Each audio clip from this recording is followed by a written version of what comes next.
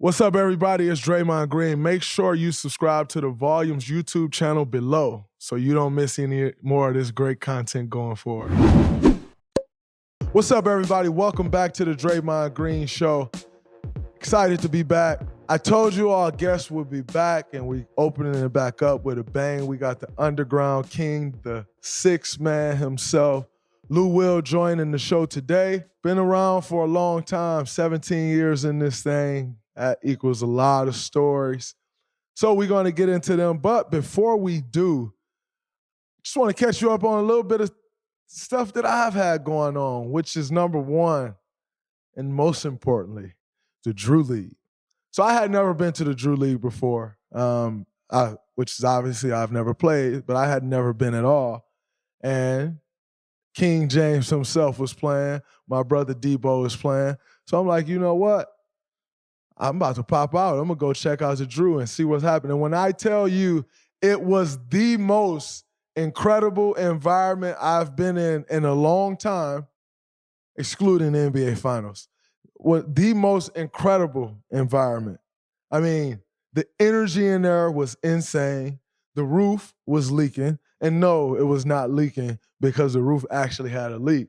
It was leaking because there were probably way too many people in there. It was hot. Air conditioning on to try to keep it cool. Then you got the heat mixing with that, and you're just getting like these drips down from the roof, and they kept having to like wipe the floor. That's the little stuff. But let's talk about like Bron going to play in the Drew League. Like, that's monumental. Like, LeBron James does not have to go play in the Drew League. That's insane. He's in year 20, by the way. Still going to play in the Drew League. I thought that was absolutely incredible. And, you know, to watch the intensity level, like, you have to understand the dynamic in things like that happening, okay? So it's LeBron James, which everyone wants their opportunity to say, I did X to LeBron James. I scored on LeBron. I got to stop. I stripped him. I blocked his shot. And most importantly, I beat him.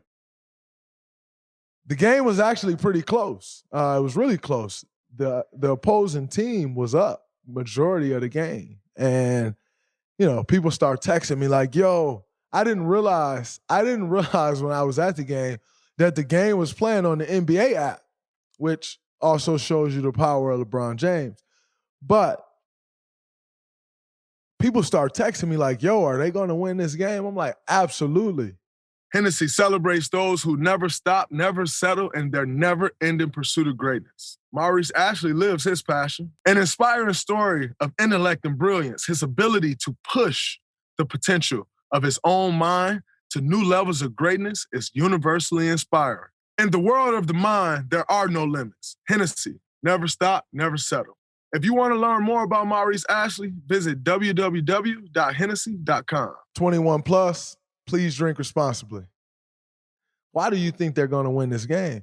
Because LeBron James and DeMar DeRozan is on that team, and at any moment, they're going to shut these guys' water off. Like, yeah, they hitting shots right now, and like, you know, they get into the cup, and everything look good right now, but My big brother, Mateen Cleese, has a saying, a pro is a pro and a Joe is a Joe. And he always say that.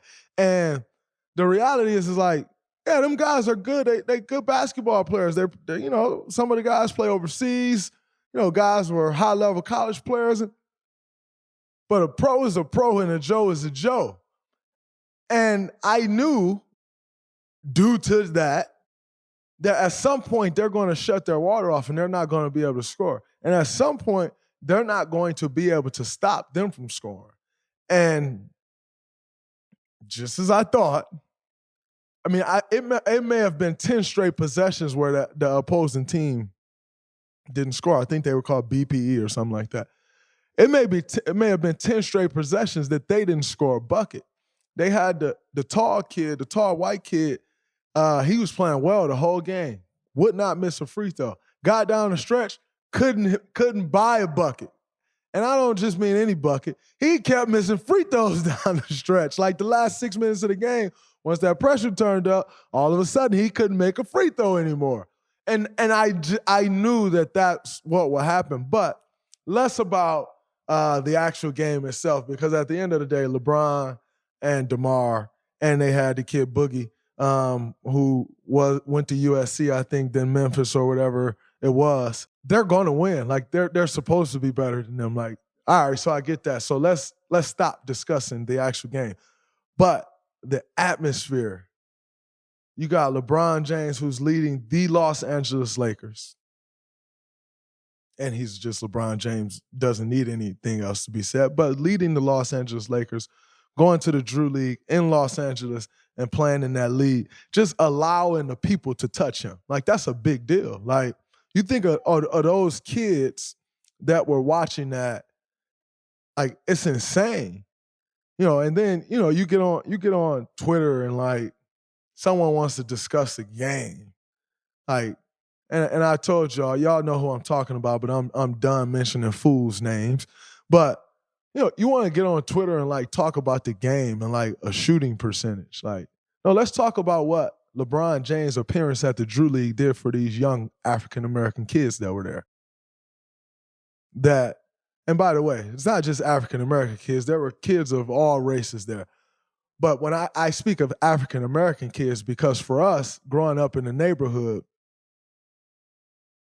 like, you think LeBron James is a surreal thing because there's no way for you to touch LeBron James. Like, you just see him on a basketball court. You see him on your TV screen, on an Instagram picture, video, whatever. There's no way for you to touch LeBron James. Like, there were so many kids there that could say, wow, I got that close to LeBron James. Like, I was able to watch LeBron James and DeMar DeRozan play basketball. There were kids there that would never have an opportunity to attend an NBA game. And yet you got idiots talking about a shooting percentage. Like, let's talk about what that did for the people that was in that gym and the magnitude of that moment. Let's talk about that instead of, again, trying to always derail the black man. At some point, it's got to stop. And so we're not going to discuss how incredible it is for a guy in his 20th season, going into his 20th season, arguably the greatest player of all time, going to play basketball at the Drew League in front of people. And by the way, for free. Now, the Drew League can cost $10. It could cost $20 to get in. I'm not sure if it costs that or if it's free. But he's playing for free. He's not going to the Smileys and saying, I need a percentage of the door because I'm playing in the league. So he's doing that for free. He's doing that because he wants to do that. But we're not going to talk about that in the magnitude that it had. We're going to try to find something about the game to try to lessen this man's impact. At some point, it's got to stop. At some point, you can't be willing to listen to that because it's disgusting. And it is that very thing that's ruining our world. It's just in basketball terms right here. But it's that attitude, it's that mindset that continues to derail the world we live in. So I am here to say, as someone who attended the game and didn't find the nearest stat sheet, which, by the way, that's how these people do when they're analyzing our games. They find the nearest stat sheet they can find, look at the stat sheet and say, oh, look at that. Such did this. Can't evaluate a game of basketball to save their lives. But what they can do is look at a stat sheet and get it all wrong. Look at a stat sheet and miss the entire point. At some point, you're not going to be able to build your career and continue to try to stay relevant off derailing the black man. It's just not going to work. So I want to put this out there. For those of you that didn't attend, that couldn't attend, it was one of the most incredible basketball games that I've ever been to. And it was less about the actual game being played. Because I've been to some incredible basketball games. In fact, I've been a part of some incredible basketball games. but the magnet, like if you were in there, you just felt it. It was different. It was big. I mean, after halftime, they spent 5 minutes telling people, back up off the baseline we're not starting the game. And then they realized, well, where are those people backing up to? So unless you're going to clear this whole thing out, they have nowhere to back, and they just started the game. And like I said, just the impact that it had, and like you just knew when you walked in, like that environment was different. So kudos to Bron for going out there and letting the people touch you. I thought that was absolutely incredible, and I hope everybody there and those that weren't there can appreciate what happened, because it was absolutely amazing. DeAndre Ayton signs his extension finally. Feel like we've been waiting on that for a while, a year it seems. And, he signed an offer sheet with the Indiana Pacers. For those of you that don't understand what just happened with DeAndre Ayton, let me explain to you. So DeAndre Ayton was a restricted free agent. You have restricted free agents and you have unrestricted free agents. For a first-round pick in the NBA draft, you get 2 guaranteed years. Now, that doesn't mean you're going to be on the roster spot for 2 years. That means you get 2 guaranteed years of salary, as if you're on the roster spot. You then have 2 team options. And what that is by a certain date, that team has to say, okay, we're picking up the option, and then that gives you 1 more year on the contract. So for first-round picks, you get 2 guaranteed years, and then you have 2 player options. After that 4th year, you are a restricted free agent. What that means is you can go out and if you don't get an extension done with your team, you can then, and you're now a restricted free agent, you can then go out and you can get an offer sheet from any other team in the NBA. Now, what that means is that team says, okay, we're offering DeAndre Ayton 4 years, $133 million. DeAndre Ayton then goes and signs that offer sheet.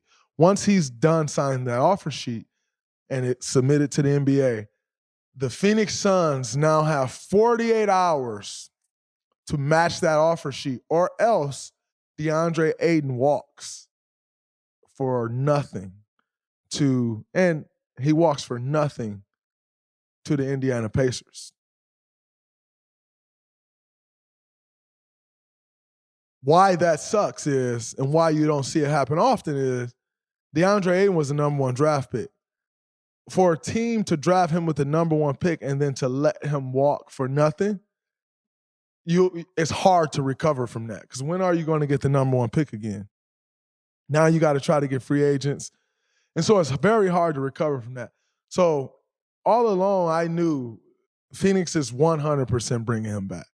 Whether he gets an offer sheet or whether he ends up not getting the offer sheet that he wants and just have to negotiate directly with Phoenix, Phoenix is definitely bringing him back, because you just can't let the number 1 pick walk for nothing after 4 years, unless, of course, they're just not good. And even then, you're trying to trade and see if you can at least get a 2nd-round pick for him. So DeAndre Ayton signed his offer sheet with the Indiana Pacers. And where I thought it got very interesting was, I think the Phoenix Suns may have matched that offer sheet in like 2-3 hours. Like, they didn't wait around. They didn't mess around. And I thought that was very big of James Jones and the Phoenix Suns to sign that right away. And here's why. DeAndre Ayton, who was the number 1 pick, who wasn't able to reach an extension, who then was not able to get the deal that he wanted from Phoenix, had to go out and restricted free agency, get an offer sheet, and then take it back to Phoenix. He could feel away. He could be upset. He could be pissed off. And that's never good for anyone if he's coming back to that situation, because now he feels a way about this person, that person, and then does it really work? What I thought Phoenix matching that right away did was show DeAndre Ayton how important he was to them. Like, all right, you got your offer sheet. We're not about to mess around. We're not waiting 2 more days. Done. You got it. Match. Over. And I thought that said a lot to him, and I thought that was a great move by James Jones, who I have a bunch of respect for as a general manager. I think he's done an incredible job in building that thing that they have going in Phoenix. And I thought that was another splendid move by James Jones. So credit James Jones for how he handled that. Congratulations, DeAndre Ayton, on getting his money. like I've said before, I'll say it again, I always want to see guys get their money. And so it's absolutely incredible for him. You're talking generational wealth. Kid from the Bahamas. We all, as Americans, we see the Bahamas and we're like, oh, man, it's incredible. Like, we go there for vacation. But I got a younger brother from the Bahamas, Tum Tum, and it ain't all peaches and cream. They grow up rough in some parts of the Bahamas. And so you're talking a guy who's making money, and he has been since the beginning, by the way, as the number one pick, but who is making generational money and can continue to change his life, change his immediate family life, and also change families' lives back in the Bahamas. So absolutely incredible for DeAndre Ayton. I take my hat off to him. Job well done. Congratulations. Lastly, before we get into the interview with the great Lou Will, the Jazz are now saying that they are open to trading Donovan Mitchell. Kind of boring news because you still want to see the trade go down before you get all excited about it. But exciting news because Donovan Mitchell is a young stud in this league and possibly on the move now. That can shake up some things because you think of the team that he may get added to, that can get somebody over the hump adding to Donovan Mitchell. So now, obviously, it depends on what team he goes to. You can also go to some teams that you can help get further under the hump because they just stink already.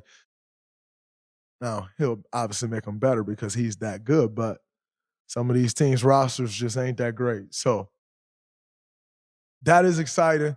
We'll see what happens, if he'll actually get traded or not, where he'll get traded. But I'm telling you, trading a Donovan Mitchell, trading a Kevin Durant, that's not something you wake up tomorrow and you're like, boop, that's done. Those things take a while when you're trading that level of talent because you want to hear everything. You want to make sure you get the absolute most you can get for a level of talent like those guys. And so we'll see what happens with that. Keep your eyes open for it, but I definitely think it's interesting that they went from we're not trading anybody to trading Rudy Gobert to all right, we're staying put and we're going to build around Donovan to now being open to trading Donovan. I thought that was a very interesting thing that has happened over the course of the last few days in the NBA. So definitely got to keep an eye out on that, see what happens. As like I said, that can tilt the NBA one way or another. So we'll see. Be very interesting. And I'm also very interested in seeing how long it goes and if it'll actually happen. We'll see. But with that said, definitely time to get into the interview. We are back with the interviews. It's been 2.5 months since you've heard someone else's voice on a Draymond Green show other than myself and a little bit of Jackson, when Jackson hopped in and was talking about them Celtics, which we all enjoy now and enjoyed. But let's get straight into it. Lou Will, my brother, the GOAT, sixth man, the underground legend. Lou Will, what's happening, brother? Welcome to the show.